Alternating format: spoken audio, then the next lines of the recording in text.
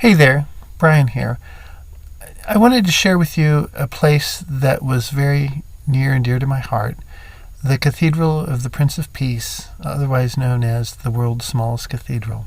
It was in Highlandville, Missouri. It was started by an old Catholic bishop, Bishop Karl Prüter of Christ Catholic Church. He had been a congregational minister for, I think, 40 years before he was consecrated to the episcopacy by Peter Zurowecki. He became the Archbishop of Christ Catholic Church, and had ministries at the time he was in Boston. Developed ministries in Boston, in Chicago, and out west in New Mexico, just to name a few places. When he was ready to retire, he and his wife retired from Chicago to the Ozarks. They wanted a quieter, more contemplative life at the time. They bought a little house in a quiet little town just south of Springfield, Missouri, a little town called Highlandville, Missouri. Highlandville was north of Branson by probably 20 miles. And so it was on a tourist mecca, a highway that took lots and lots of tourists through Springfield and the attractions there down to Branson and all the attractions there. It was a modest home on 5 acres, and out back behind the home there was a little stone storage shed, wash house, that Bishop Prüter converted into what would become the world's smallest cathedral. He put a Bavarian blue cupola on top and went to work on the inside. It was 14 feet by 17 feet, so it was small. He put in an altar. He had a ministry in Chicago and all the accoutrements that you would need to have a church. He had 4 pews. They were about 4 feet long each, and there was an altar rail, and ultimately a stained glass window was made for it. The property sat on 5 acres. It didn't have a lot of trees at the time, and I think Bishop Prüter and his wife planted many of the trees that you'll see in this video. There were, over the years, developed walking paths, the Garden of the Saints, where different saints were placed at different places along the path. We had a pond. The pond was really formed by pumping out the water that would form in the basement after rains, because all the basements in the Ozarks tend to flood. So the sump pump kept the pond with water. And they were nice walking paths. Like I had mentioned, there were lots of saints scattered hither and yon, and places to sit. And we had the Stations of the Cross placed throughout the property. The back of the property was basically field, and so it really was like you were out almost in the middle of nowhere, although you were in this little town of Highlandville, which was very, very tiny. It was a beautiful place, and a lot of people came and walked those trails. We walked those trails an awful lot, celebrating or praying the Stations of the Cross. And in the middle of the property, they put a retreat cottage. It was really a half of a park model, mobile, and we affectionately called it the Pustinha. And people could come and stay there. Sometimes we could go there and write or have times of reflection or whatnot. But it was often a place of pilgrimage for people, and it was out in the middle of all of the trails and saints and everything else. It was a beautiful place. There were always flowers and gardens in bloom. Many of the neighbors in Highlandville would come and walk in the mornings or in the evenings. So there was always someone there enjoying the place and praying and walking. And there were always animals to walk along with you, dogs and cats and all sorts of critters throughout the years, chickens from a neighbor across the street. But it was truly beautiful. Bishop Prüter hung out a shingle and started having Mass every day at 11. and he celebrated Mass faithfully all the years that he was there. This was back in about 1982-83, and eventually a small chapter congregation gathered at the cathedral. There were lots of things done for the cathedral, like the Bavarian blue cupola. It was made of fiberglass and chicken wire, so legend has it. The stained glass window was made by another local person who loved the little chapel in Given. There were steins etched by a glass etcher down in Branson at Silver Dollar City.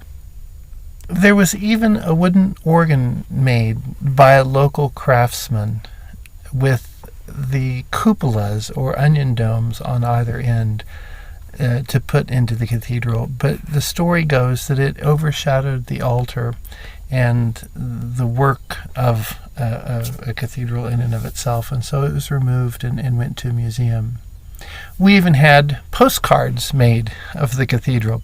Bishop Prüter was a marketing genius, and he reached out at some point to Ripley's Guinness Book of World Records, and the cathedral was given the title of the world's smallest cathedral, and then it was promptly retired so that no one could take that away. But the cathedral was written up in papers all around the country and indeed all around the world. And Bishop Prüter was a tireless promoter. He did everything he could to promote the cause of the cathedral, which was peace and, of course, the love of Christ, his church, and the sacraments. A sign was put up on the highway, and in fact, Christ Catholic Church, the Cathedral of the Prince of Peace, was put on the Missouri map. How's that for marketing? Well, time marched on, and lots of people came, pilgrims from all over the world. We had thousands of visitors. There was always someone new coming to the cathedral, always a new group of people. We had tour buses that came, and so it was a constant thing. It kind of put Highlandville, Missouri on the map and did a lot for the old Catholic movement in this country. Bishop Prüter never tired of giving people tours of the property and really shined on in those tours. He really found his own there. I mentioned lots of people. There was always animals coming in and out of the little chapel, the little cathedral. There were cats, lots of dogs. One neighbor across the street rescued animals, and so there were always lots of those animals. The Prüters had their own pets, so there were lots of those animals. So it was not uncommon to have dogs and cats wander in for Mass daily. They always stayed on the other side of the altar rail, which was pretty amazing. Bishop Prüter loved dogs, and so they had a series of dogs on the property, as well as dogs in the neighborhood. The most famous dog of all of them, though, was an Irish setter named Rufus. He was quite the character and had a wide following all over the Ozarks, but that's a story for another day.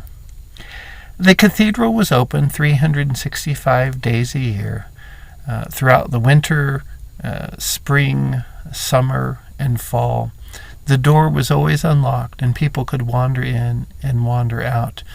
The only time that Bishop Prüter would lock the door was on Halloween, because he figured if there was going to be any vandalism, that would be the day or evening that might happen. But other than that, it was always open. And what's more was that Bishop Prüter was always hanging around somewhere at the cathedral, ready to give a tour. That's a picture I took of him one fall day, one of my favorite pictures. He loved people visiting, and he loved to share stories and teach them about old Catholicism and the church and the sacraments.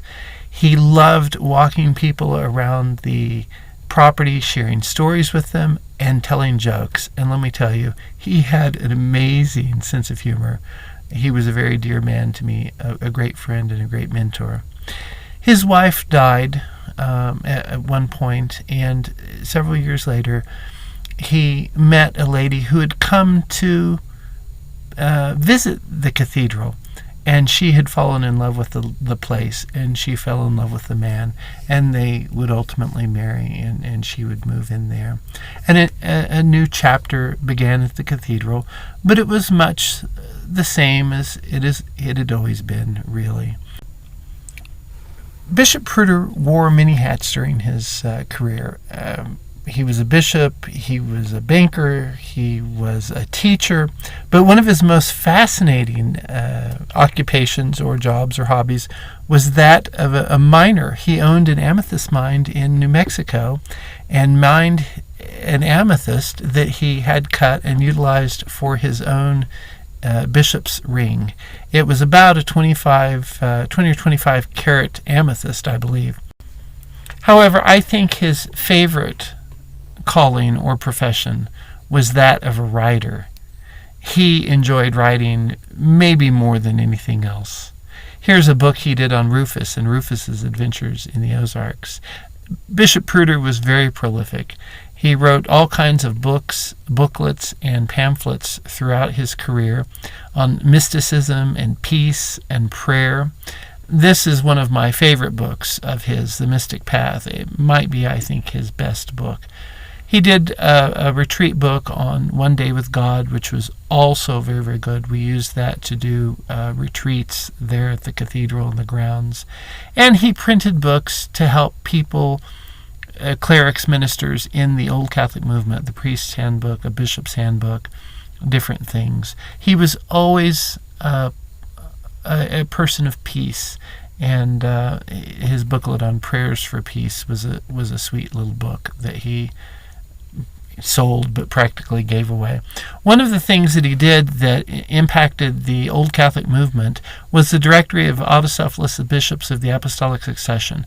That was all the bishops who have been consecrated outside the mainline denominations. And at the last printing of that book, there were about 700 of those in North America. He marketed his books through the mail. He had cathedral books and gifts. And he had partnered with his new wife's sister in making vestments. And she made wonderful vestments, and they sold those through cathedral books and gifts. It was a little cottage industry to help fund the grounds and the cathedral, because that was an expensive process.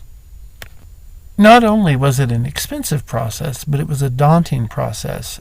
Just keeping up with the gardens and the grounds, the repairs that were needed around the cathedral itself, and the repairs around the rectory.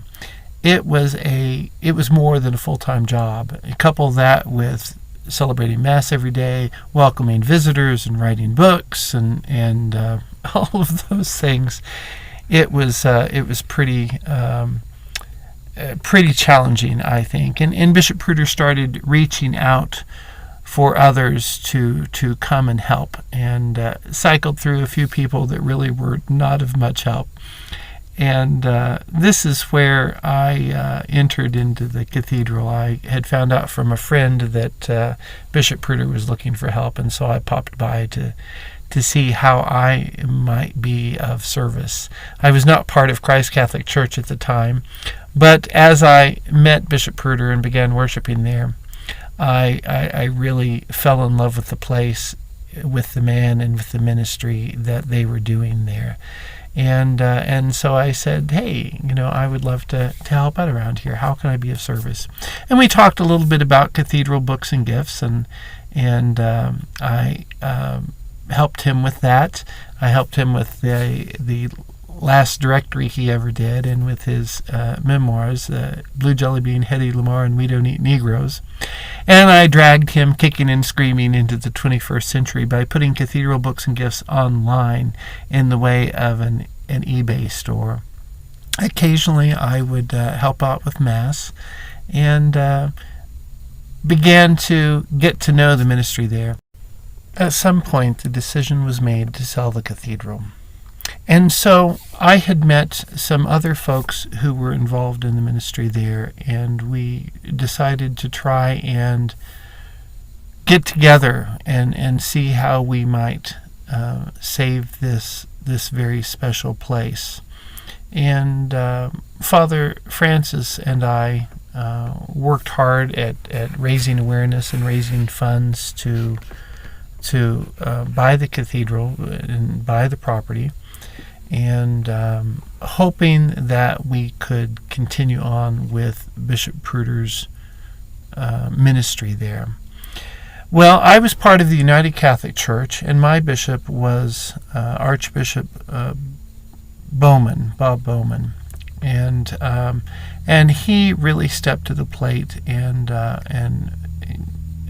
offered us what money we didn't have to purchase the cathedral. But for one reason or another, Bishop Prüter decided not to sell it to us and sold it to a developer. He then moved to Springfield and sort of retired to writing his books. And it was a new chapter for him, for sure, and a new chapter for us, and a new chapter at the cathedral.